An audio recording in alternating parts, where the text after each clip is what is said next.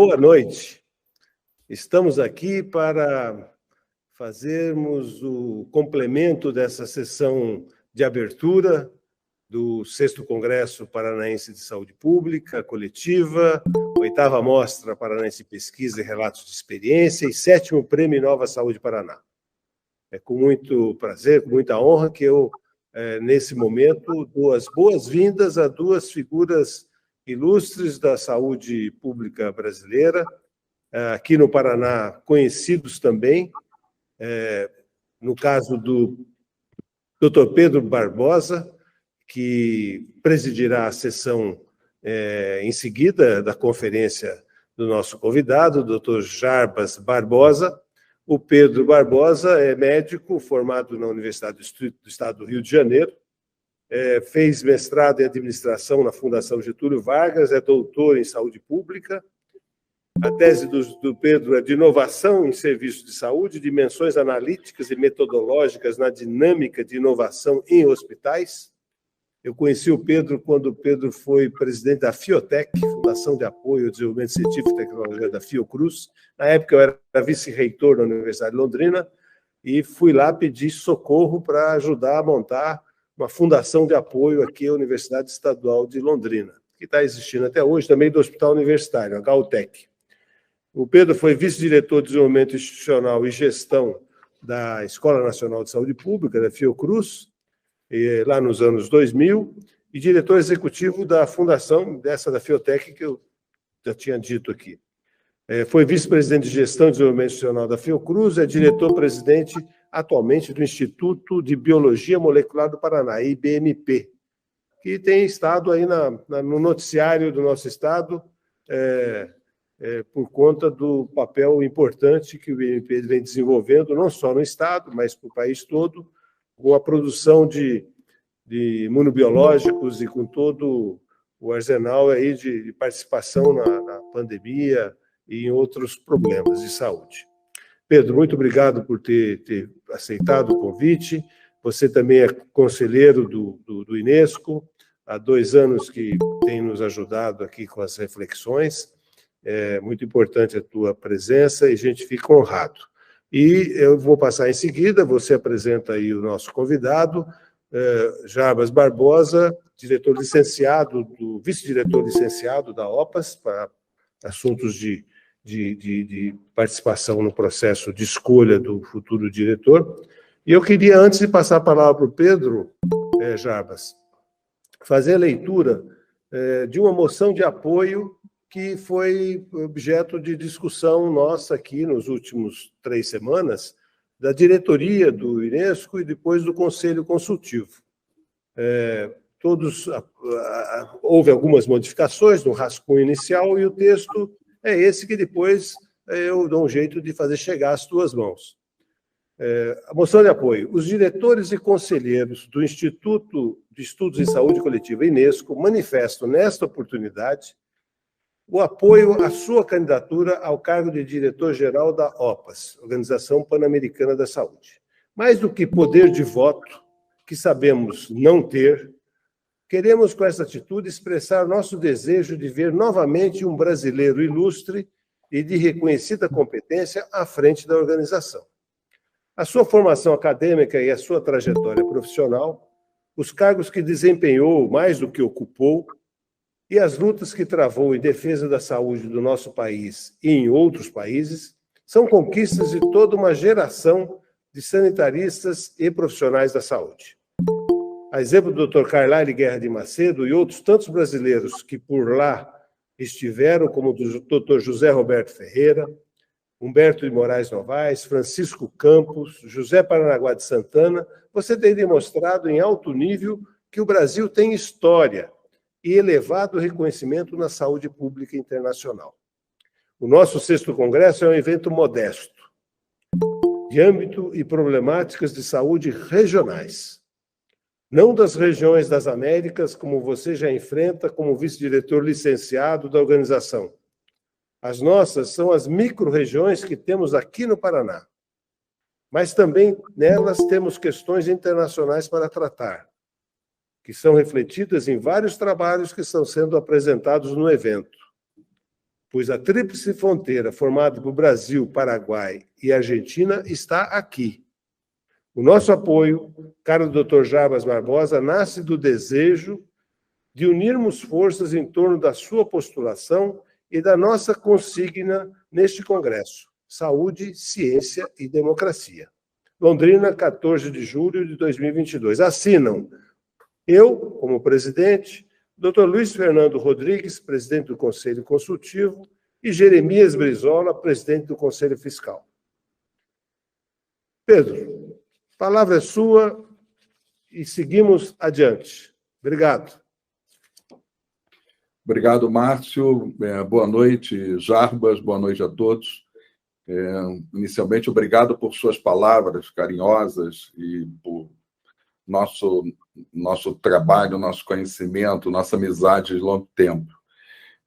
Primeiro, ia agradecer também o convite do Inesco a presidir essa sessão de abertura com a presença do Dr. Jarbas Barbosa.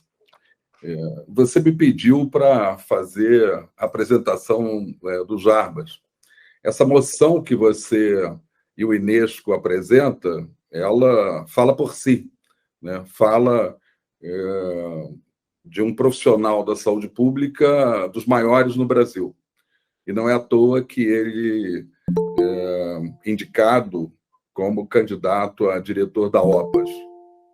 Parte da sua moção fala que ele expressa, portanto, em nome de tantos sanitaristas, o papel de profissionais desse calado, né, que tem uma trajetória na saúde pública brasileira singular.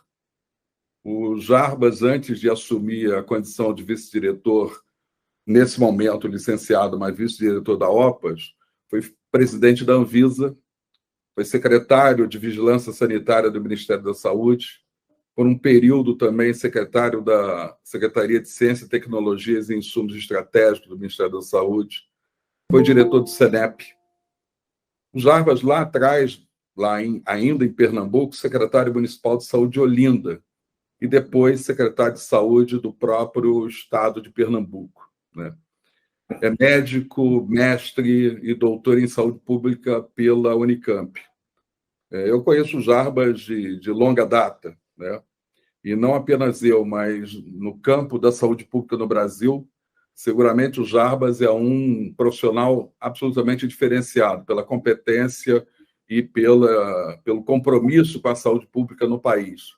Ao olhar a trajetória profissional dele, fala por si. E ganhou, por onde passou, respeito, né? E deixou importantes legados com a sua liderança à frente desses diversos organismos. E ajudou, acima de tudo, a construir, e o Jarbas participou lá atrás, já do processo de construção do próprio Sistema Único de Saúde. Então, é um prazer presidir essa sessão e apresentar o Jarbas a vocês. Eu quero, antes de passar a palavra, valorizar o tema que o Inesco apresenta para o 6º Congresso Paranaense de Saúde Pública. Saúde, ciência e democracia, que seguramente, nas palavras do Jarbas, vão ganhar a devida importância enquanto essa sessão de abertura. Eu não posso deixar de falar da importância, nesse momento especial no país, dessas 3 grandes marcas. E como o Márcio falou, não importa a ordem, elas são interligadas. Se Sérgio Arouca estivesse aqui, seguramente ele diria, são partes de uma sociedade que pensa um processo civilizatório, um processo de desenvolvimento social, um processo de um projeto de nação, um projeto de país. Então, esse tema seguramente bastante oportuno para esse momento. E nada melhor do que ouvir o Dr. Jarbas, ouvir o colega Jarbas Barbosa abrindo esse congresso com essa conferência. Jarbas, é um prazer tê-lo conosco, é um prazer revê-lo. Então, passo a palavra a você para a sua conferência, para a sua exposição. Obrigado. Muito obrigado, Pedro, pelas palavras gentis, por essa introdução.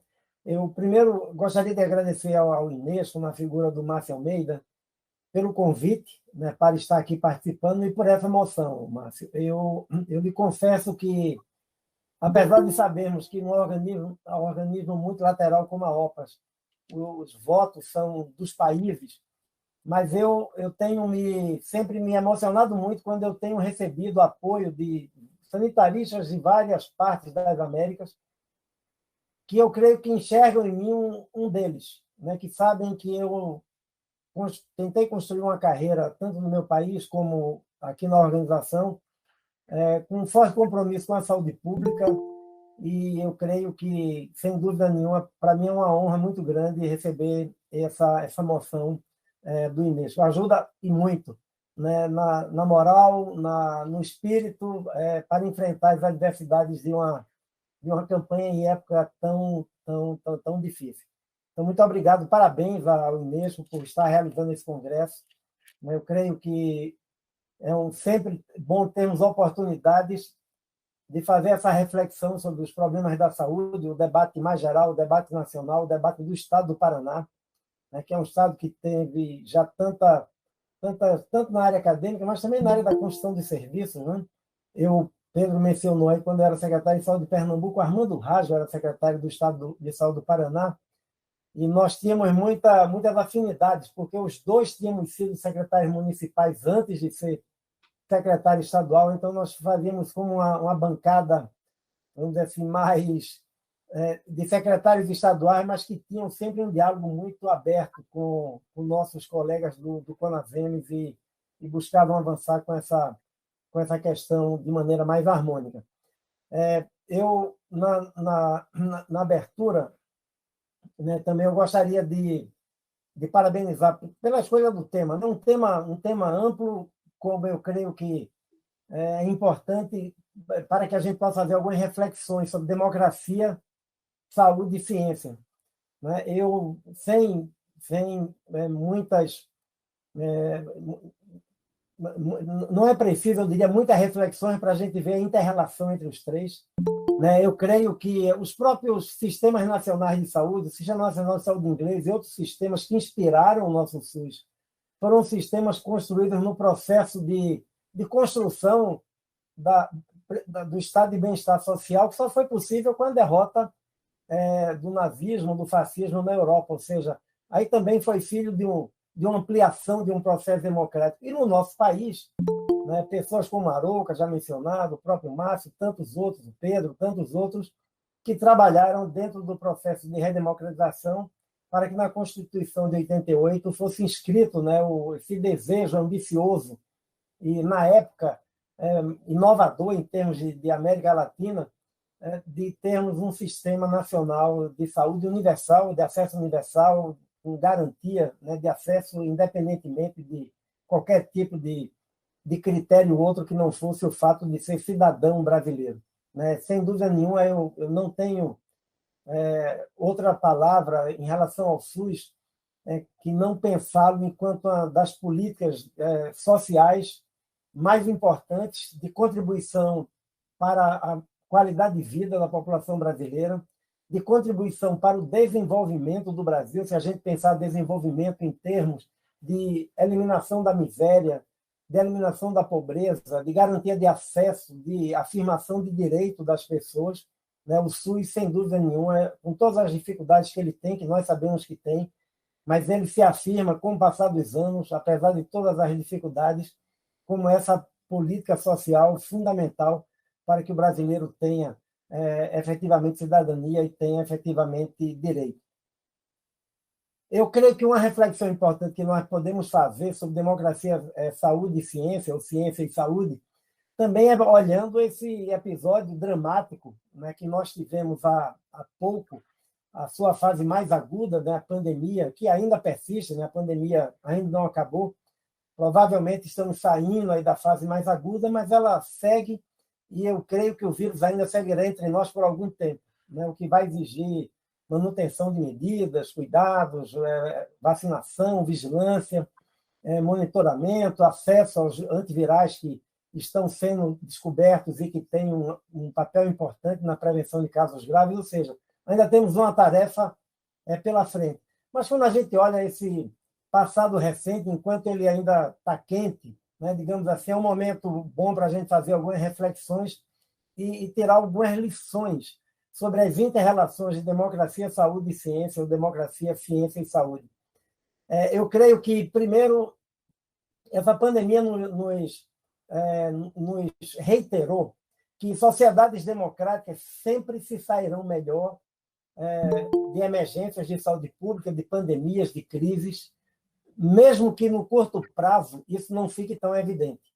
Quando a gente olha para o médio e longo prazo, para a saída mesmo da crise, as sociedades democráticas são as que demonstram muito mais resiliência. Primeiro, porque garantem transparência, garantem que as pessoas saibam o que está ocorrendo, o que está passando, possam informar-se, porque as sociedades democráticas podem alcançar um grau de coesão social, em termos de objetivos, de sacrifício, inclusive, para que o bem comum, né, seja alcançado de uma maneira mais fácil.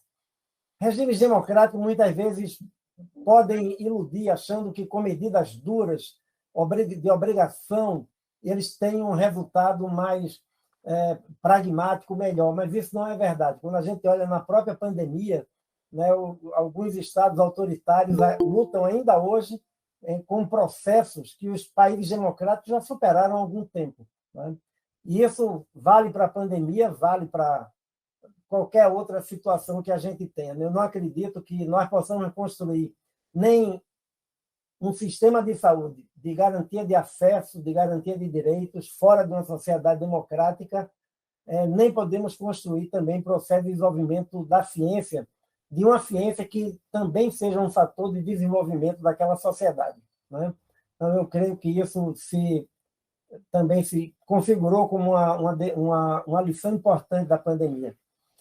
No caso da ciência, a pandemia chamou a atenção de como ela é fundamental, né, para que a gente possa responder aos grandes desafios que a humanidade tem pela frente.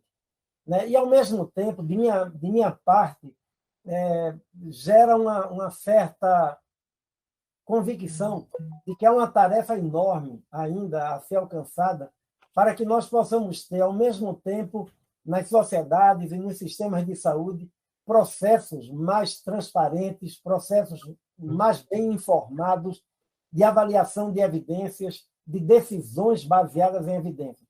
Nessa pandemia, infelizmente, nós vimos em muitos países medidas que foram adotadas sem qualquer base de evidência, medidas que eram adotadas muitas vezes com um objetivo mais político no sentido ruim da palavra, do que efetivamente no sentido do benefício geral da sociedade. Mesmo no caso de profissionais de saúde, eu creio que a pandemia nos chama a atenção de como é importante incluir no currículo de todos os cursos da área de saúde o debate com exemplos concretos de como se constroem evidências, quais são os critérios, como é possível fazer uma leitura das informações, dos estudos que estão sendo publicados, que, principalmente no caso de uma emergência de saúde pública, com a gravidade que teve a pandemia, isso se tornou eu diria, uma necessidade aguda. Né? Em vários países houve debates enormes sobre temas que, se deixássemos, ou se tivéssemos sociedades mais maduras e com estruturas melhor organizadas e com profissionais de saúde melhor formados, esse debate seguramente teria sido evitado. E, no caso aí, não é só de evitar perda de tempo, no caso aí é de evitar sofrimento e mortes que poderiam ser evitadas. Nós não estamos falando de uma questão meramente retórica sobre perda de tempo para construir consciência científica.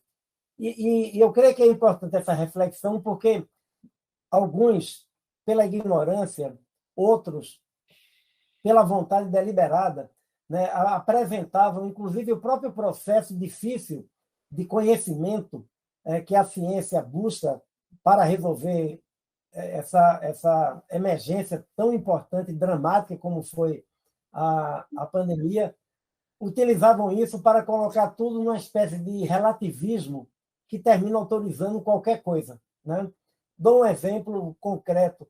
Nenhum vírus novo emerge com um manual de instruções, né? Infelizmente, quando aparece um vírus novo, as primeiras recomendações que são feitas com um grau de incerteza ainda muito grande, né? E se faz essas recomendações com base em vírus parecidos, né? Por exemplo, no caso do SARS-CoV-2, né, o vírus da pandemia de Covid-19, no começo se utilizou as evidências que se tinham, por exemplo, para tentar diminuir a transmissão, com base nos conhecimentos que já se tinha para outros vírus respiratórios. O caso das máscaras é um caso emblemático, né? Até a pandemia, não havia evidências fortes de que máscaras, por exemplo, alterem muito o curso de transmissão da influenza. Bom, com base nessas evidências, a própria Organização Mundial da Saúde, no começo, não fazia a recomendação de máscaras, né? Quando começou a ser usado máscaras, e as máscaras estavam faltando, máscaras cirúrgicas não existiam em quantidade suficiente para os profissionais que estavam atendendo os pacientes, a OMS fez um alerta para se privilegiar os profissionais de saúde, né, numa linha de dar prioridade para aqueles que precisavam, que se beneficiariam mais da máscara, no sentido de proteger a própria vida e de manter os serviços de saúde funcionando. Porque quando profissionais de saúde adoeciam, os serviços entravam em colapso também por esse motivo. Com o passar das semanas, né, e o acúmulo de evidências, de estudos que começaram a ser realizados, a OMS passou a recomendar o uso de máscara. Bom, isso passou a ser utilizado quase como pelos críticos, tanto dos organismos multilaterais, como pelos críticos das evidências científicas, dizendo, olha, mas está aí, ninguém sabe mesmo muito o que é que acontece. Isso é absolutamente falso, né? O que a ciência vai construindo com base nas descobertas, nas investigações, nos estudos. E, como eu falei, infelizmente, vírus novos, quando aparecem, eles não vêm com manual de instruções. Eles precisam ser estudados e as recomendações que têm que ser dadas, até que se tenha mais conhecimento, elas sempre serão recomendações provisórias, que vão lidar com uma certa incerteza e que deverão ser aperfeiçoadas e modificadas quando as evidências começam a surgir. Um outro debate que, infelizmente, foi muito politizado, sem nenhum benefício, né, para a população, o tema dos medicamentos, né? Quando se estava em todo aquele debate, ainda não havia vacinas, né, eu, pessoalmente, sempre dizia, quando participava de coletivas de imprensa, de entrevistas, que eu torcia muito para que um medicamento já disponível, barato, tivesse efeito contra o vírus, né? Isso poderia salvar milhões de vidas. Ninguém vai ser contra esse tipo de situação. Mas o que nós não podíamos informar naquele momento era de que havia recomendação de uso, porque não havia evidências que realmente demonstrassem que medicamentos eram eficazes no sentido de prevenir a infecção ou prevenir casos mais graves nas pessoas que já tivessem infectadas. Bom, mas aí, de novo, tem aquele debate e pessoas que dizem, mas que mal fará, então? Se não faz bem, mas também não faz mal. Isso é relativo, né? Qualquer intervenção médica, inclusive medicamentos, sempre é um risco.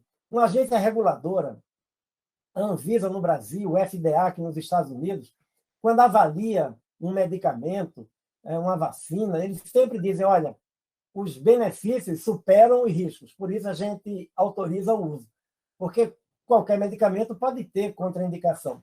Quando você prescreve sabendo que ele vai beneficiar, claro, você prescreve porque os benefícios superarão em muito os riscos, mas quando você prescreve sem saber que se vai beneficiar ou já sabendo que não trará benefício nenhum, mesmo um risco de eventos adversos mínimos passa a não ter nenhuma justificativa ética para se tomar. Né?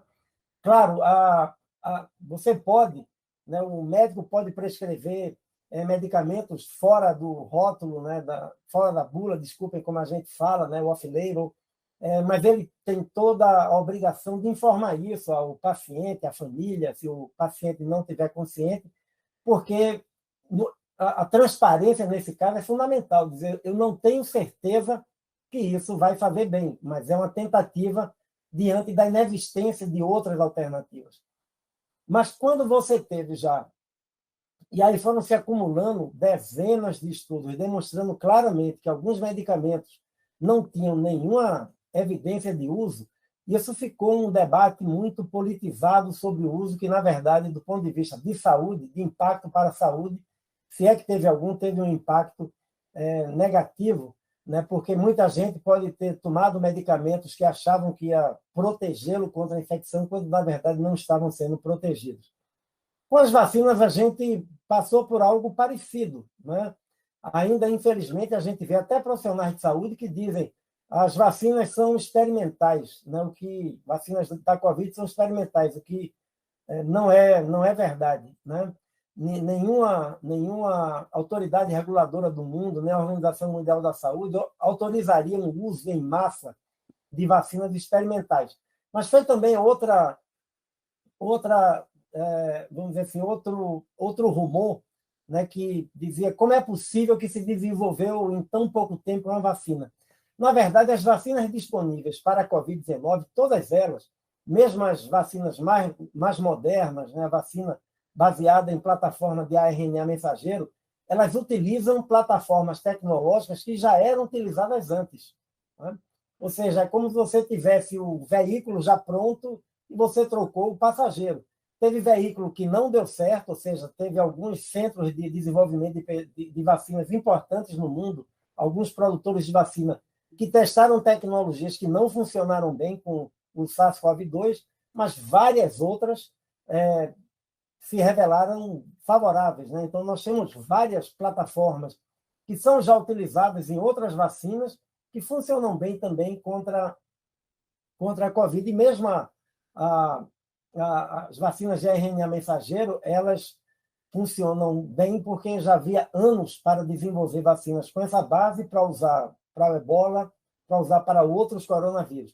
Então, eu creio que esse debate todo que foi feito demonstra como é importante se ter, nos sistemas de saúde, mecanismos autônomos, mecanismos consistentes, tecnicamente capazes de fazer avaliação de incorporação de tecnologia, de fazer recomendações com base em evidências científicas somente, né, descartando o que é crença, o que é ideologia, o que é política, o que é qualquer outra coisa, e, ao mesmo tempo, como os profissionais de saúde sempre serão a primeira fonte de informação das pessoas, das famílias e das comunidades, eu creio que é preciso repensar como se discute a construção de evidências, a construção de conhecimento, a validação de conhecimento em todos os cursos da área de saúde. Eu creio que isso pode ser importante, primeiro, para proteger os profissionais de conflitos de interesse, de trabalhos que não têm muito valor científico, que são financiados e entregues por empresas produtoras de medicamentos ou de vacina, entre outras possibilidades. Creio também que temos que pensar em termos de haver um processo de fortalecimento da capacidade de pesquisa e desenvolvimento científico no país, capaz de ser um fator importante, no caso nosso da saúde, né? Isso não se aplica só à saúde, aplica a praticamente todas as áreas da vida em sociedade, mas no caso da saúde, pesquisas que possam ampliar nossa capacidade de resolver problemas que são importantes para o Brasil, né? Capazes de oferecer alternativas. Muitas vezes não é só uma nova droga, uma nova vacina, mas, só dando um exemplo, pesquisas operacionais que às vezes alteram a estratégia. Não é? Por exemplo, uma vacina que é uma vacina 2 doses, né? Se pesquisas operacionais comprovam que uma dose só é capaz de proteger você, como nós estamos tendo agora, né, com algumas vacinas, não para a Covid, para outros problemas, isso faz com que o próprio orçamento, né, que os ministérios da saúde têm possam ser utilizados para incorporar novas vacinas. O desenvolvimento de novas estratégias, né, que possam superar barreiras que existem, alcançar populações que hoje não são alcançadas, também tem um papel fundamental. Né? A Fiocruz do Paraná, que o Pedro dirige, está envolvida no desenvolvimento de testes de PCR para HPV, né, por exemplo, que podem mudar o jogo. Né? A mortalidade por câncer cervical, infelizmente, tem uma tendência de crescimento no Brasil, porque nós alcançamos um patamar razoável de mulheres que fazem o screening tradicional com Papa Nicolau, mas isso está meio parado nos últimos anos. Com esse teste, primeiro que é um teste muito melhor, elimina a necessidade da pessoa que lê a lâmina lá do Papa Nicolau, de ser mais ou menos bem treinada, elimina o número de vezes que a mulher tem que ir num serviço de saúde, mesmo quando a consulta é de graça. O fato de ter que parar a atividade econômica, o fato de pagar o transporte pode ser uma barreira importante, como a gente sabe, né? Entre outros fatores. Além do que, com o PCR também, a própria mulher pode fazer a coleta do material, que também pode eliminar uma barreira em mulheres que tenham, por várias razões, a preocupação de ir, né, até um serviço de saúde para fazer esse tipo de intervenção. Ou seja, é um exemplo de como isso pode mudar completamente uma causa de mortalidade que ainda é muito importante para as mulheres, principalmente as mulheres mais pobres, da periferia das grandes cidades brasileiras e mulheres da área rural. Em termos de saúde, eu creio que a pandemia também trouxe lições aí importantíssimas para nós. Né? Primeiro, chamou muito a atenção para os sistemas de saúde. Eu creio que nunca a sociedade debateu tanto saúde, sentiu a importância de ter um sistema de saúde de acesso universal como durante a pandemia. Né? E isso precisa ser transformado agora em uma ação concreta para que a gente consiga enfrentar alguns problemas estruturais importantes nos sistemas de saúde. Né? O subfinanciamento, né? O Brasil e a maioria dos países da América Latina não alcançaram ainda os 6% de gasto público na saúde, o que os economistas da área dizem que é o patamar, né, mínimo para que você possa garantir um sistema de saúde universal, com qualidade à população.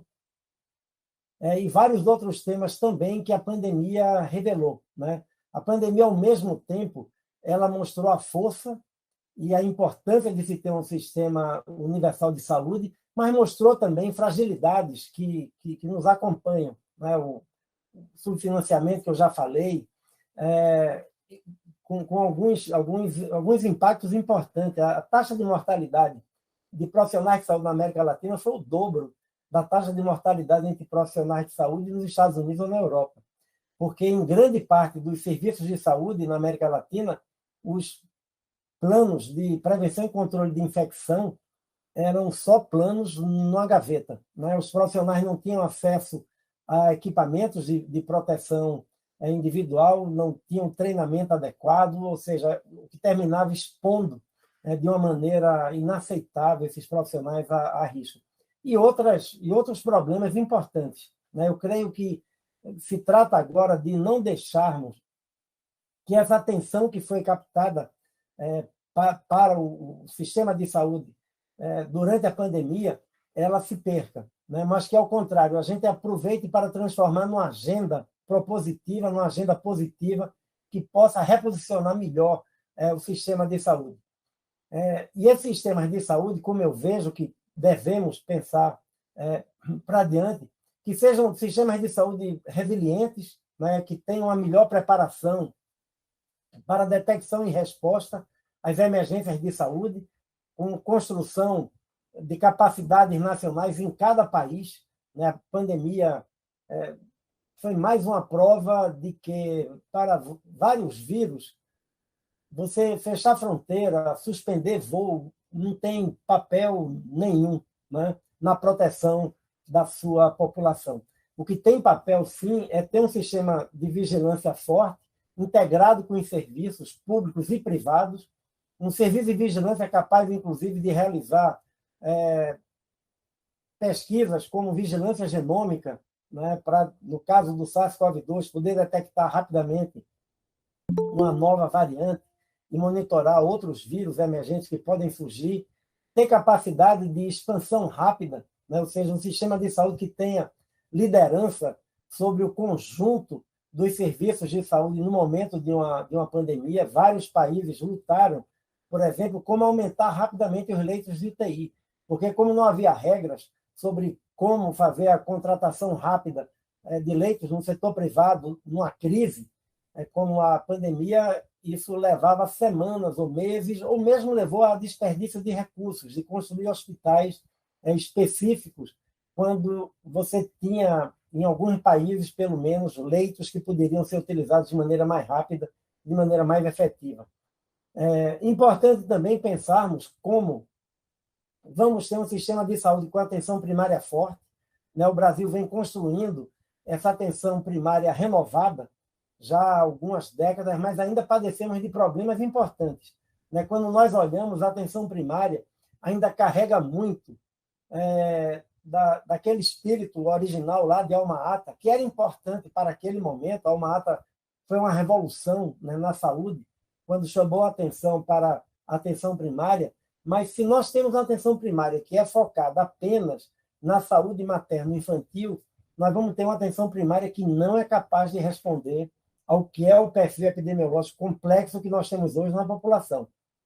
De cada 100 pessoas que têm hipertensão na América Latina, só 50 sabem que têm hipertensão. Os outros 50 só vão saber que têm hipertensão quando tiverem um acidente vascular cerebral, um infarto, outra doença grave. Dos 50 que sabem que têm hipertensão, só 25 estão com a hipertensão controlada, porque têm acesso a medicamentos de maneira contínua e têm um monitoramento com qualidade capaz de fazer, né, a aplicação do protocolo adequado. Por essa e outras situações semelhantes, de cada 10 mortes por doenças não transmissíveis na América Latina, 3 seriam evitáveis. 30%, um terço, das mortes por doenças não transmissíveis na América Latina e no Caribe são preveníveis. E elas não serão prevenidas se nós não tivermos essa atenção primária ampliada, uma atenção primária capaz de atuar na promoção da saúde, na vigilância, na prevenção e no cuidado àquilo que é mais prevalente na população, inclusive com a possibilidade de conectar-se por tecnologias que já estão disponíveis hoje, como a telemedicina, com centros de especialidades quando é necessário. Essa atenção primária renovada, claro, necessita de um investimento importante em recursos humanos, né? Ter recursos humanos treinados, capacitados, capazes, com as habilidades e conhecimentos para desempenhar esse papel, em equipamentos que possa conectá-los, ou seja, é importante fazer com que tenhamos essa nova atenção primária capaz de responder a esse desafio. E o tema de recursos humanos, que eu mencionei, de uma importância enorme, né, pelo papel que têm os profissionais de saúde dentro de qualquer sistema de saúde, e que, com essa necessidade de renovar, de transformar, de fortalecer, com a nova mentalidade, isso tem um papel ainda maior. Né? Os centros de formação, seja na área de graduação, na área de pós-graduação, as residências, eu creio que tem hoje um papel fundamental, e o papel de liderança do sistema de saúde ao apontar as suas necessidades, ao apontar as carências que são identificadas, eu creio que tem um papel importantíssimo. O sistema de formação, ele não pode se descolar do sistema de saúde sob o risco de nós produzirmos, primeiro, uma desigualdade e uma iniquidade tremenda, né, no acesso a profissionais de saúde, de termos profissionais concentrados só em grandes cidades e nas áreas mais nobres das grandes cidades, de não termos profissionais com o perfil e a formação para resolver os problemas de saúde da população, entre outros temas, né? Então, eu creio que isso é extremamente importante. E diria também que a pandemia chamou a atenção para a necessidade da gente discutir uma nova agenda global, né? O mundo nunca vai estar bem preparado para uma nova pandemia, se nós não resolvermos dois problemas, né?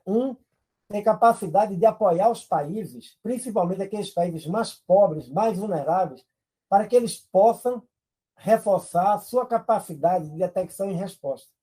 Ninguém vai estar seguro se nós não tivermos a segurança de que cada país tem efetivamente uma melhor preparação, uma melhor capacidade de detecção e resposta a um vírus que possa vir a emergir ou uma outra doença qualquer, como nós sabemos que não sabemos qual será ou quando será, mas sabemos que ocorrerá seguramente outras emergências de saúde pública de importância internacional e outras pandemias. Então, eu acho que esse é um tema importante que o debate precisa estar colocado com força. E o segundo é o tema do acesso equitativo. Os países da América Latina lutaram no começo da pandemia para conseguir comprar luvas, máscaras, óculos de proteção, depois para ter acesso a respiradores, depois para oxigênio, depois para medicamentos do chamado kit de intubação, depois para as vacinas. Isso, eu creio que reforça duas ideias, pelo menos, que nós precisamos pôr em prática.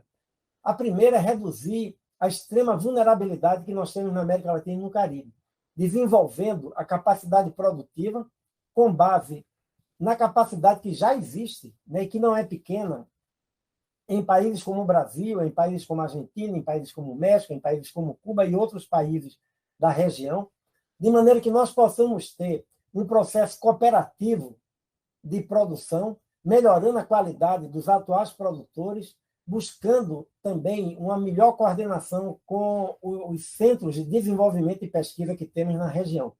A Organização Pan-Americana da Saúde lançou, ainda no ano passado, a plataforma regional que, por uma seleção pública, né, está apoiando um projeto no Brasil, que é em Biomanguinhos, na Fiocruz do Rio, e um projeto que é de uma fábrica privada na Argentina, a Sinérgio, para que possam ter a transferência de tecnologia de produção de vacinas com base em RNA mensageiro, que serão de extrema utilidade para um novo coronavírus que surja, para um vírus de influenza pandêmico ou outros vírus que possam ocasionar novas pandemias.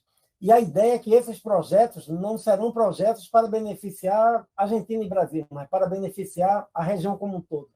Em outras áreas de produtos médicos, de medicamentos, também precisamos avançar com essa mesma visão, de aumentar a capacidade de produção, pensando em projetos estratégicos, projetos que possam trazer desenvolvimento científico e tecnológico para a região e, ao mesmo tempo, resolver problemas agudos, né, da área de saúde. E o segundo pilar desse raciocínio é ter mecanismos que garantam acesso equitativo. Né? Não é possível que, no caso de uma pandemia, naquele começo, por exemplo, das vacinas, a única regra que realmente esteve em vigor foi a regra de mercado. Né? Então, como os países ricos tinham recursos e podiam pagar o preço que os produtores pediam, eles compraram 4, 5, 6 vezes a sua população, enquanto que os países em desenvolvimento estavam lutando, né, para poder ter acesso às vacinas. Eu acredito que, sem termos um mecanismo global de acesso equitativo, pactuado, que coloque não a ótica do lucro, mas a ótica da saúde pública, nós não vamos também estar bem preparados para outra pandemia. Bom, concluindo, então, eu penso que numa sociedade democrática, né, e numa democracia como nós pensamos que seja não apenas a liberdade de expressão, a liberdade de opinião, a liberdade política, né, das liberdades democráticas, que escolha pelo voto, né, livre seus governantes, que funcione com o máximo de de respeito também às minorias, né? Porque democracia não é só a vontade da maioria, também o respeito às minorias, mas que pensemos uma democracia que seja também a melhor maneira de organizar a sociedade para que se promova o bem comum, o desenvolvimento das pessoas, a eliminação da miséria, da pobreza.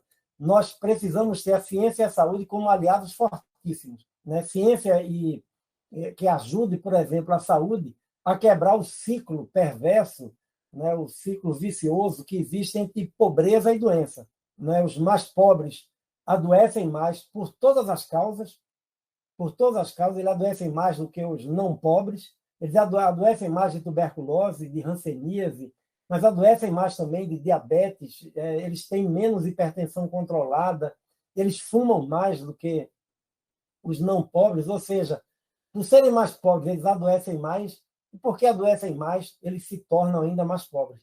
Uma família que tem uma pessoa que tem um AVC e que fica com movimentos comprometidos, tem que dedicar tempo, recurso para levar essa pessoa nos serviços, para apoiar essa pessoa. Uma pessoa que tem em casa um caso de tuberculose, né, numa favela, e que essa pessoa tem que parar de trabalhar por um tempo, ou seja, doenças agudizam ainda mais a pobreza. Então, eu penso sempre de que, como um dos objetivos de uma sociedade democrática é melhorar a vida das pessoas, é reduzir as desigualdades sociais, a ciência e a saúde têm um papel fundamental, né, de trabalharem de maneira coordenada para quebrar esse ciclo e garantir que as pessoas efetivamente vivam em tempos melhores, em tempos em que a gente não se choque, né, diariamente com a desigualdade tremenda, que infelizmente é uma marca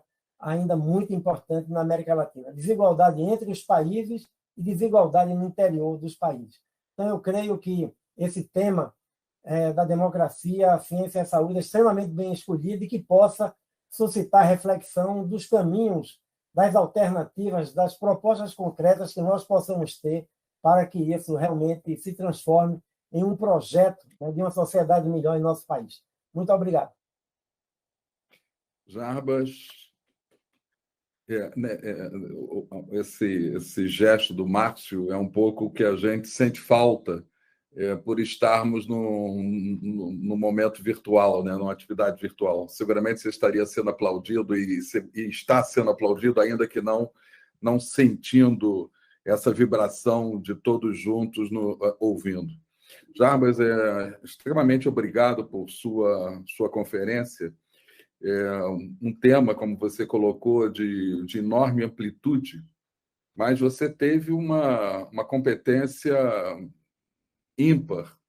Você trouxe exemplos e trouxe, sobretudo, esses 2 últimos anos, 2 anos e meio já, colocou esses temas de forma muito viva no processo de enfrentamento da pandemia, com exemplos claros, tanto do ponto de vista do papel da saúde e do quanto ela foi marcante e penetrou nos nossos lares, penetrou na vida de todo mundo. No caso brasileiro, nunca se falou tanto de SUS, nunca se falou tanto da importância da proteção à saúde e da responsabilidade que uma sociedade deve ter com seus cidadãos. Igualmente, no campo no enfrentamento da pandemia, nunca se falou tanto em ciência. Ciência é essa que, como você demonstrou muito bem, foi capaz de responder com velocidade, mas foi capaz, sobretudo, de estudar e levar para cada cidadão, essa clareza que você aqui reforçou, que é com a ciência que eu trabalho com evidências. É com ciência que eu enfrento a realidade não porque eu quero, não porque existe uma verdade pairando, né, sobre uma política ou uma ação.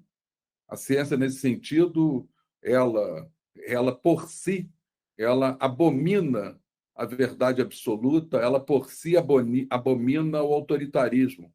Ela é baseada, e você trabalhou muito bem nisso, ela, acima de tudo, é democrática. Por que é democrática?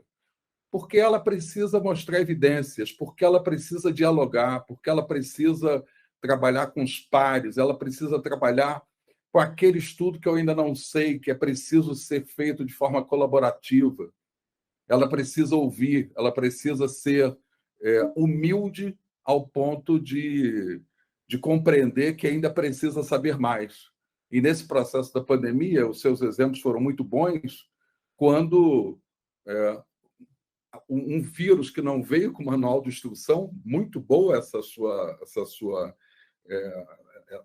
colocação, eu preciso me debruçar sobre o seu comportamento, estudá-lo e transformar a forma com que eu preciso enfrentá-lo. E assim foi. Mas, sobretudo, também mostrando aquilo que era apenas vontade de um ou de outro,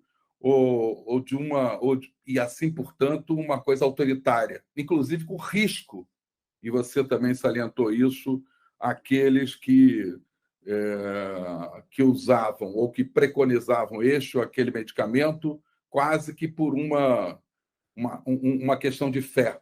E a ciência não trabalha desse modo, e isso ficou claramente provado nesse período. Eu quero aqui reforçar e destacar alguns elementos. O elemento democrático, né, significa, como você muito bem disse, acima de tudo, um modelo de organização social capaz de prover condições melhores de vida a uma sociedade, superando a exclusão, tratando da inclusão, tratando da transparência, tratando da participação, tratando da diversidade e abolindo os interesses autoritários e os interesses escusos ou os interesses de poucos.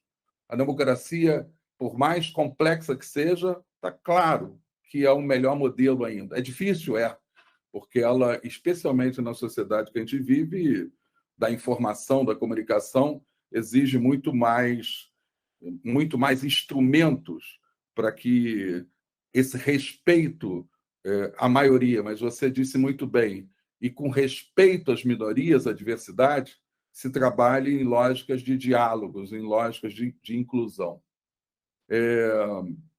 Eu diria que esse congresso está começando muito bem, um congresso de saúde pública do Paraná, que provoca, que, com as suas provocações, com os seus exemplos, mostram os alertas que temos que ter. E vocês fez vários, né? Tanto por sua experiência no Brasil e nas Américas, no sentido de dizer o que temos pela frente. Tanto saúde, quanto ciência, quanto democracia são processos em construção. Nós temos teses, sim. Se a gente olhar para a Conferência de 88, a gente tem uma tese. Saúde como direito de todos, dever do Estado, universal, pública, gratuita, equânime. Agora, isso não é um processo que se alcança sem que se lide com a questão do financiamento, sem que se lide com a questão da melhor coordenação, sem que se lide com a questão do desenvolvimento econômico e industrial. E você também falou muito bem disso, e aí eu falo, a saúde um pouco como síntese. O que a gente quer nessa vida? A gente quer síntese de processos sociais e econômicos para quê? Para mais vida, mais qualidade de vida. Para quê? Para mais saúde. Isso é uma síntese de um processo de desenvolvimento de uma nação. E base disso tudo, você também reforçou, eu preciso da ciência. Não há como desenvolver novos medicamentos, novas soluções, novos modos de assistência, sem que a gente experimente, estude, desenvolva. Obrigado pela citação. De fato, por exemplo, do teste PCR-HPV, que será uma grande conquista para a atenção e controle do câncer de colo de útero e que esperamos, em parceria e apoio da OPAS, com a Universidade de Pernambuco e IBMP, possa colocar no SUS já no primeiro semestre de 2023. Nós estamos com um processo bastante avançado. Mas é isso. A ciência a serviço de soluções, a ciência a serviço de mais acesso. E a democracia como base disso tudo. Jarbas, muito obrigado por suas palavras, por sua conferência, e que todos nós, nesse evento, em cada debate, em cada mini-curso, em cada conferência, tenhamos isso como pano de fundo. Esse é um grande desafio, repito, como processo. Processo para mais saúde, processo para ciência fortalecida, com mais recursos, mais apoio do Estado e mais envolvimento, efetivamente, das instituições de fomento. E, acima de tudo, e não pode deixar de ser referido, que o processo democrático prevaleça. Estamos às portas de uma eleição onde isso precisa ser reafirmado e seguramente será reafirmado. Obrigado, Jarbas. A todos um bom parabéns pelo início desse congresso e sucesso para todos nós nos debates e conferências que teremos ainda amanhã até sábado, no encerramento, no final da tarde. Boa noite a todos.